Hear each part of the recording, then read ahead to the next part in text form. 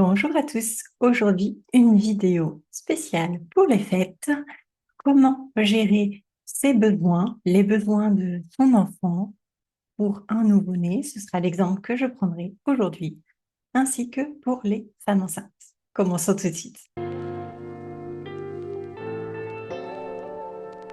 Dans un premier temps, les femmes enceintes. Tout d'abord, à partir du moment où vous êtes enceinte, surtout si c'est en fin de grossesse, vous n'avez peut-être pas les mêmes envies que les autres années et c'est tout à fait OK de vouloir rester tranquille à la maison avec uniquement son chéri ou bien avec uniquement aussi vos autres enfants si vous en aviez déjà. Mais c'est quelque chose, en effet, qui est pour l'instant très mal perçu. Mais peu importe ce que les autres penseront, ce qui est le plus important, c'est de respecter vos propres besoins, surtout en fin de grossesse, puisque ce qui est le plus important, ce sont les bourrelons d'ocytocine, c'est-à-dire que vous vous sentiez à l'aise, très à l'écoute de vos besoins, que vous vous fassiez plaisir. Et donc, si pour vous, à cet instant, cette année uniquement, ou même les autres années, eh bien, écoutez-vous. C'est vraiment le moment le plus important pour vous et pour votre bébé. Ce n'est vraiment pas le moment de perdre votre énergie à faire plaisir aux autres, puisque là, le plus important, c'est vous et votre enfant.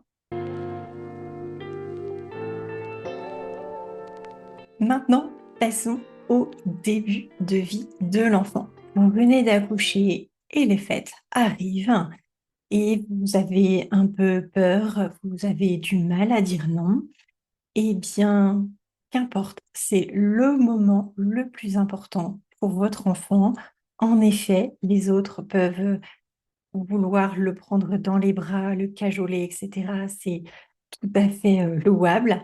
Mais par contre, si vous avez peur que votre enfant tombe malade, que si quelqu'un est malade, le prenne quand même dans les bras, etc., vous pouvez tout à fait refuser l'invitation, refuser d'avoir du monde à la maison, tout simplement pour le bien de votre bébé. Également, j'insiste, si vous êtes lors de votre mois d'or, c'est-à-dire pendant à peu près les 40 premiers jours de vie de votre enfant, ce n'est pas le moment de vraiment bouger, de faire des heures de route ou de recevoir du monde à la maison. Donc là encore, écoutez-vous au maximum pour que vous puissiez récupérer de cet accouchement, pour que votre mental aille bien. Faites en fonction de ce que vous ressentez, de ce que vous voulez, vous, et uniquement vous. Pour ce qui est aussi de votre enfant, sachez qu'un tout petit est une véritable éponge et qu'il va donc absorber toutes les émotions autour de lui. Ce qui veut dire, avec les fêtes qui approchent, beaucoup d'excitation, pas forcément d'énervement, mais en tout cas un surplus d'émotions qu'il va peut-être avoir des difficultés à gérer. Sauf que qui va gérer les nuits après la fête? Eh bien, c'est vous. Si vous êtes déjà fatigué parce que vous aurez certainement un peu trop mangé, que vous aurez vu beaucoup de monde, etc., vous serez vous-même fatigué, mais par contre, votre bébé, ce sera encore pire pour lui.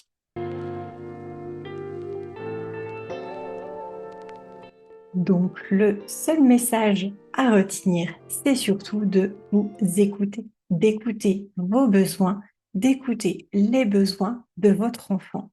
Et vous, en tant que parent, c'est vraiment la seule chose que vous avez à faire, la seule chose que vous avez à respecter. Et je sais très bien, j'ai confiance en vous, que vous êtes à même de savoir ce qui est bon ou non pour votre enfant, puisque c'est relatif à chaque famille. Évidemment, si par contre vous souhaitez, même si votre petit est vraiment tout petit, c'est-à-dire de moins d'un mois, mais que ça vous fait vraiment plaisir de recevoir à la maison ou d'aller dans vos familles, eh bien faites-le. C'est évidemment dans les deux sens. C'est uniquement que en séance, je retrouve la plupart du temps le, on va dire, le besoin de se ressourcer, d'être uniquement dans le tout petit cocon familial de la maison et que nous n'osons pas dire non à notre famille. Or, c'est la période des fêtes, c'est oui, le partage, mais c'est aussi et avant tout le respect de soi, le respect de son enfant. Pour finir, je voulais évidemment vous souhaiter de joyeuses fêtes. Profitez au maximum en vous respectant, en ayant ce temps de repli un peu sur soi que prône l'hiver. Respectez donc vos besoins. Et si vous souhaitez avoir d'autres astuces pour dire non et ne pas avoir le trouble de la sonnette, eh bien, n'hésitez pas à m'écrire ou à prendre rendez-vous, qu'importe. Je serai toujours là pour vous accompagner avec tout mon amour. C'était Johanna. Radieuse journée et joyeuses fêtes.